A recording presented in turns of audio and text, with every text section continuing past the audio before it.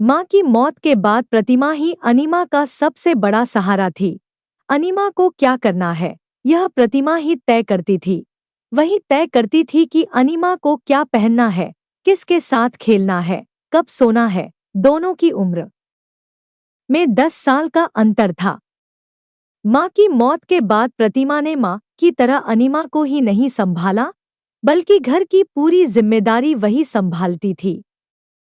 प्रतिमा तो सोनू का भी उसी तरह ख्याल रखना चाहती थी, पर सोनू उम्र में मात्र उससे 2.5 साल छोटा था, इसलिए वह प्रतिमा को अभिभावक के रूप में स्वीकार करने को तैयार नहीं था। तमाम बातों में उन दोनों में मतभेद रहता था। कई बार तो उनका झगड़ा मौखिक न रहकर हिंसक हो उठता था। तब अंगूठा चूसने की आदत छोड़ चुकी अनीमा तुरंत अंगूठा मुंह में डाल लेती। कोने में खड़ी होकर वह देखती कि भाई और बहन में कौन जीतता है। कुछ भी हो, तीनों भाई बहनों में पट्टी खूब थी। बड़ों की दुनिया से अलग रह सकें, उन्होंने अपने आसपास इस तरह की एक दीवार खड़ी कर ली थी, जहां निश्चित रूप से प्रतिमा का राज चलता था। सोनू कभी कभार विरोध करता तो मात्र अपना अस्तित्व भर जाहिर करने के लिए। अनीमा की कोई ऐसी इच्छा नहीं होती थी। वह बड़ी बहन के संरक्षण में एक तरह का सुख और सुरक्षा की भावना का अनुभव करती थी। वह सुंदर थी, इसलिए प्रतिमा को बहुत प्यारी लगती थी। यह बात वह कह भी देती थी। अनीमा की अपनी कोई इच्छा अनिच्छा होगी, प्रतिमा को कभी इस बात का ख्याल नहीं आया। अगर लोकेश को दूसरी शादी न करनी होती तो घर में सब कुछ इसी तरह चलता रहता। घर में दादी माँ यानी लोकेश की माँ थी ही, इसलिए बच्चों को माँ की कमी उतनी नहीं खल रही थी। घर के संचालन के लिए या बच्चों की देखभाल के लिए लोकेश का दूसरी शादी करना जरूरी नहीं रह गया था। इसके बावजूद उसने घर में बिना किसी को बताए दूसरी शादी कर ली। अचानक एक दिन शाम को एक महिला के साथ घर आकर उसने कहा, तुम लोगों की नई मम्मी। उस महिला को देखकर बच्चे स्तब्ध रह गए। वे कुछ कहते या इस नई परिस्थिति को समझ पाते, उसके पहले ही लोकेश ने माँ की ओर इशारा करके कहा, प्रिया, यह मेरी माँ है। बूढ़ी माँ ने सिर झुकाकर पैर छू रही प्रिया के सिर पर हाथ तो रखा, पर वह कहे बिना नहीं रह सकीं। उन्होंने कहा, बेटा, इस तरह अचानक कभी चर्चा तक नहीं की। चर्चा की होती तो 2 से 4 सगे संबंधी बुला लेती। बेकार का झंझट करने की क्या जरूरत है माँ? लोकेश ने लापरवाही से कहा। फिर भी कम से कम मुझसे तो बताना चाहिए था। क्या फर्क पड़ता है? लोकेश ने उसी तरह लापरवाही से कहा। नोटिस तो पहले ही दे दी थी। आज दोपहर को दस्तखत कर दिए। प्रिया का यहाँ कोई सग संबंधी नहीं है। एक भाई है, वह दुबई में रहता है। रात को फोन करके बता देंगे। बेटा प्रतिमा, मम्मी को अपना घर तो दिखाओ। उस समय क्या करना चाहिए, यह प्रतिमा तुरंत तय नहीं कर सकी, इसलिए उस समय लोकेश की जीत हुई। घर में जैसे कुछ खास न हुआ हो, अखबार लेकर सोफे पर बैठते हुए उसने माँ से पूछा, माँ, किसी का फोन या डाकवाक तो नहीं आई? कोई मिलने जुलने वाला तो नहीं आया? प्रिया जरा भी नर्वस नहीं थी। लोकेश ने जब उससे कहा कि हमारी शादी हम दोनों का व्यक्तिगत मामला है, इससे किसी का कोई कुछ लेना देना नहीं है, तब प्रिया उसकी निडरता पर आश्चर्यचकित हुई थी। उसने लोकेश से शादी के लिए तुरंत हामी भर दी थी। वैसे भी लोकेश ने उससे कुछ नहीं छिपाया था।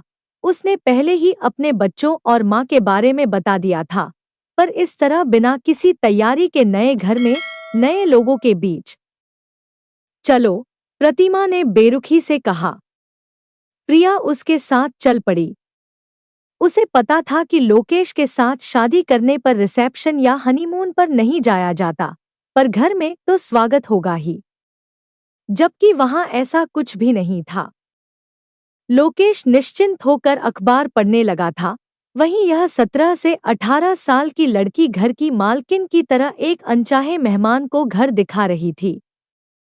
घर के सबसे ठीक-ठाक कमरे में पहुंचकर प्रतिमा ने कहा, यह पापा का कमरा है। यहाँ थोड़ा बैठ जाऊं? प्रिया ने कहा। आप जानो, आपका सामान कहाँ है? प्रतिमा ने पूछा। बाद में ले आऊंगी, अभी तो ऐसे ही। खैर, आप जानो, कहकर प्रतिमा चली गई। पूरा घर अंधकार से घिर गया तो प्रतिमा ने फुसफुसाते हुए कहा, सोनू, तू जाग रहा है? हाँ, सोनू ने कहा। दीदी, अब हमें क्या करना चाहिए? हमें भाग जाना चाहिए, प्रतिमा ने कहा। कहाँ? पर अनीमा तो अभी बहुत छोटी है, यह बेचारी तो कुछ समझी भी नहीं। सब समझ रही हूँ, अनीमा ने धीरे से कहा। अरे तू जाग गई? हैरानी से प्रतिमा ने पूछा। मैं अभी सोई ही कहाँ थी, अनीमा ने कहा और उठकर प्रतिमा के पास आ गई। प्रतिमा उसकी पीठ पर हाथ फेरने लगी। हाथ फेरते हुए अनजाने में ही उसकी आंखों में आंसू आ गए। भरी आवाज में उसने कहा, अनीमा, तू मेरी प्यारी बहन है ना? हाँ, क्यों?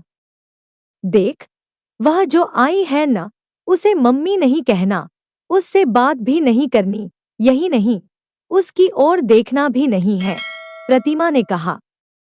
क्यों? अनीमा ने पूछा। वह अपनी मम्मी थोड़े ही है, वह कोई अच्छी औरत नहीं है, वह हम सभी को धोखा देकर अपने घर में घुस आई है। चलो, उसे मारकर घर से भगा देते हैं, सोनू ने कहा। सोनू, तुझे अक्ल है या नहीं? अगर हम उसे मारेंगे तो पापा हमसे बात नहीं करेंगे। भले न करें बात, पर हम उसे मारेंगे। ऐसा नहीं कहते सोनू, पापा उसे ब्याह कर लाए हैं। तो फिर क्या करें? सोनू ने कहा, मुझे वह जरा भी अच्छी नहीं लगती। मुझे भी, अनीमा तुझे? मुझे भी अच्छी नहीं लगती, अनीमा ने कहा। बस, तो फिर हम सब उससे बात नहीं करेंगे। पापा कहेंगे, तब भी? सोनू और अनीमा ने एक साथ पूछा। हाँ, तब भी बात नहीं करेंगे। उसे देखकर हंसना भी नहीं है, नहीं उसे कुछ देना है, उससे कुछ मांगना भी नहीं है, यही नहीं, उसकी ओर देखना भी नहीं है। समझ गए न? हाँ, समझ गए, सोनू और अनीमा ने एक साथ कहा। पर दादी माँ कहेंगी कि उसे बुलाओ तो तब देखा जाएगा। दोनों ध्यान रखना, हमें उससे बिल्कुल बात नहीं करनी है। पापा, इसे क्यों ले आए? मासूम अनीमा ने पूछा। पता नहीं, प्रतिमा ने लापरवाही से कहा। दीदी, एक बात कहूँ, मुझे तो अब पापा भी अच्छे नहीं लगते। मुझे भी, सोनू ने कहा। सोनू ने यह बात कही जरूर, पर उसे पापा अच्छे लगते थे, वह उससे बहुत प्यार करते थे, उसकी हर इच्छा पूरी करते थे, पर दोनों बहनें कह रही थी, इसलिए उसने भी कह दिया। इतना ही नहीं, उसने आगे भी कहा, दीदी, अब यहाँ रहने का मन नहीं होता। फिर भी रहना तो पड़ेगा ही। अच्छा, चलो अब सो जाओ। मैं तुम्हारे पास सो जाऊं दीदी? अनीमा ने पूछा। लात तो नहीं मारेगी? नहीं मारूंगी, कहकर वह प्रतिमा का हाथ पकड़कर क्षण भर में सो गई। प्रतिमा को अनीमा का इस तरह सो जाना अच्छा नहीं लगा। घर में इतनी बड़ी घटना घटी है, फिर भी यह इस तरह निश्चिंत होकर सो गई, कुछ भी हो। 17 से 18 साल की एक लड़की पूरी रात तो नहीं जाग सकती थी, वह भी थोड़ी देर में सो गई। सुबह वह सोकर उठी तो पिछले दिन का सब कुछ याद आ गया। उसने अनीमा को जगाया, कल रात जैसा कहा था वैसा ही करना। उससे बात नहीं करना ना? अनीमा ने कहा। किससे? अरे वही, जिसे पापा ले आए हैं। नहीं मम्मी, भूल गई क्या? दीदी, उसका नाम क्या है? प्रिया। पर हमें उसके नाम का क्या करना है? हमें उससे बात नहीं करनी है बस। याद रहेगा न? प्रतिमा ने कहा। अरे हाँ, हंसना भी नहीं है। ठीक है। इसके बाद प्रतिमा ने सोनू को भी समझा दिया कि नई मम्मी से बात नहीं करेगा, जबकि वह समझदार था और खुद भी उससे चिढ़ा हुआ था। इसलिए तय था कि वह भी प्रिया से बात नहीं करेगा। विकन आया दादी की ओर से। चाय नाश्ते के समय वह बच्चों का व्यवहार देखकर सब समझ गई। अकेली पड़ने पर वह प्रतिमा से कहने लगी, बेटा, अब तो वह घर आ ही गई है, उसके प्रति अगर इस तरह की बात सोचोगी तो कैसे चलेगा? लोकेश को पता चलेगा तो वह चिढ़ जाएगा। कोई बात नहीं दादी, पीछे खड़े सोनू ने कहा। बेटा, तू तो समझदार है, आखिर बात करने में क्या जाता है? दादी की इस बात का जवाब देने के बजाय प्रतिमा ने पूछा, दादी, आपको पता था कि पापा शादी करके नई पत्नी ला रहे हैं? नहीं, जब बताया ही नहीं तो कैसे पता चलता? इस तरह शादी करके नई पत्नी लाना आपको अच्छा लगा? अच्छा तो नहीं लगा, पर कर ही क्या सकते हैं, वह उसे शादी करके लाए हैं, इसलिए अब साथ रहना ही होगा। तुम सब बचपना कर सकते हो, पर मुझे तो बातचीत करनी ही होगी, दादी ने समझाया। क्यों? प्रतिमा ने पूछा। बेटा, इस तरह घर परिवार नहीं चलता। पर दादी, हम लोग तो उससे बात नहीं करेंगे। प्रतिमा, तू बड़ी है, जरा सोच। इस बात का पता लोकेश को चलेगा तो उसे दुख नहीं होगा, दादी ने समझाया। इसमें हम क्या करें? पापा ने हम सब के बारे में सोचा क्या? दादी, वह मुझे बिल्कुल अच्छी नहीं लगती। हम उससे बिल्कुल बात नहीं करेंगे, पापा कहेंगे। तब भी नहीं, प्रतिमा ने कहा। उसकी इस बात में सोनू ने भी हाँ में हाँ मिलाई। बेटा, तू बड़ी हो गई है, समझदार भी। तो क्या हुआ? बिल्कुल नहीं करेगी बात? दादी ने फिर पूछा। इसी के साथ वहां खड़ी अनीमा से भी पूछा, तू भी बात नहीं करेगी अनीमा? अनीमा घबरा गई।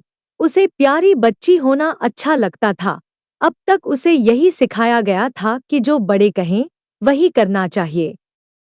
प्रतिमा ने तो मना किया था, अब क्या किया जाए? वह अंगूठा मुंह में डालना चाहती थी। तभी उसे याद आ गया कि वह क्या जवाब दे। उसने झट से कहा, दीदी कहेंगी तो बात करूंगी। अनीमा सोच रही थी कि यह सुनकर प्रतिमा खुश हो जाएगी, पर खुश होने के बजाय प्रतिमा ने आंखें दिखाईं तो अनीमा हड़बड़ा गई। उस हड़बड़ाहट में उसे रात की बात याद आ गई। उसने कहा, बात की छोड़ो, हंसना भी मना है। अगर कुछ देती है तो लेना भी नहीं है। वह मुझे ही नहीं, सोनू भैया को भी अच्छी नहीं लगती, और प्रतिमा दीदी को भी, है न सोनू भैया? हाँ, दादी माँ, हम लोग उससे बात नहीं करेंगे, सोनू ने कहा। जैसी तुम लोगों की इच्छा, तुम लोग जानो और लोकेश जाने, पर जैसा सोचा था वैसा हुआ नहीं। बच्चों के मन में क्या है, इस बात से अनजान लोकेश ऑफिस चले गए। जाते जाते प्रिया से कहा था कि वह चिंता न करे, जल्दी ही सब ठीक हो जाएगा। प्रिया ने ऑफिस से 2 दिनों की छुट्टी ले रखी थी। नया घर, जिसमें 3 बच्चों के मौन का बोझ उसे असह्य लगने लगा। उसे लगा, उसने छुट्टी न ली होती तो अच्छा रहता। लोकेश के साथ वह भी अपने ऑफिस चली गई होती। लोकेश उसे अच्छा तो लग रहा था, पर 40 की उम्र में ब्याह करना उसे खलने लगा था। बाल बच्चों वाला एक परिवार, साथ में बड़ों की छत्रछाया और एक समझदार आदमी का जिंदगी भर का साथ। उसने हामी भर दी और इस अनजान घर में आ गई। पहले से परिचय की क्या जरूरत है? लोकेश ने मना कर दिया था। उसने कहा था, जानती हो प्रिया, अचानक आक्रमण से विजय मिलती है। अगर पहले से बात करेंगे तो रुकावटें आ सकती हैं, बच्चे भी पूर्वाग्रह में बंध जाएंगे। तुम एक बार किसी से मिलो और उसे अच्छी न लगो, ऐसा नहीं हो सकता। यह अलग बात है कि तुम्हें मेरे बच्चे न अच्छे लगे। तब प्रिया ने खुश होकर कहा था, तुम्हारे बच्चे तो अच्छे लगेंगे ही। बस, बात खत्म हो गई, अब शादी कर लेते हैं, लोकेश ने कहा। फिर दोनों ने शादी कर ली। प्रिया ने पहला दिन तो अपना सामान लाने और उसे रखने में बिता दिया था, पर चैन नहीं पड़ रहा था। बच्चे सचमुच बहुत सुंदर थे, पर उससे बिल्कुल बात नहीं कर रहे थे। चॉकलेट भी नहीं ली थी। बड़ी बेटी ने स्थिर नजरों से देखते हुए कहा था, मेरे दांत खराब हैं। प्रिया ढीली पड़ गई थी। लोकेश से शिकायत करने का कोई मतलब नहीं था, वह बच्चों से बात करने के लिए कह सकता है। बच्चे बात तो करेंगे, पर उनके मन में सम्मान के बजाय उपेक्षा ज्यादा होगी। ऐसे में कुछ दिनों इंतजार कर लेना ज्यादा ठीक रहेगा। पर बाद में भी ऐसा ही रहा तो छोड़कर चली जाएगी। रोजाना कितने तलाक होते हैं। एक और सही, लोकेश अपनी बूढ़ी माँ और बच्चों को छोड़कर उसके साथ तो रहने नहीं जा सकता। आखिर उसका भी तो कुछ फर्ज बनता है। ऐसा करना उसके लिए उचित भी नहीं होगा। पर उसका क्या? वह क्या करे? उसकी समझ में नहीं आ रहा था। वह बच्चों के लिए ही तो आई थी। अब बच्चे ही उसके नहीं हो रहे तो यहाँ वह कैसे रह पाएगी? दूसरा दिन किस्से कहानियों की किताबें पढ़कर काटा। माँ जी से थोड़ी बातचीत हुई, पर बच्चों ने तो उसकी ओर ताका तक नहीं। फिर भी उसे लगा सब ठीक हो जाएगा, पर ठीक हुआ नहीं। पूरे दिन प्रिया को यही लगता रहा कि उसने बहुत बड़ी गलती कर डाली है, ऐसी गलती जो अब सुधर नहीं सकती। इस एक गलती को सुधारने में दूसरी कई गलतियां हो सकती हैं।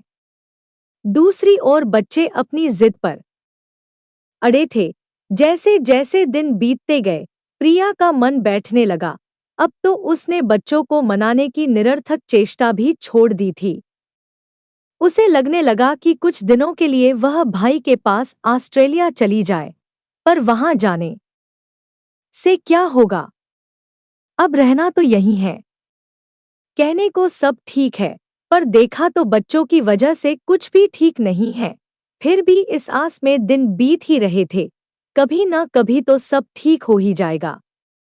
उस दिन शाम को लोकेश को देर से आना था।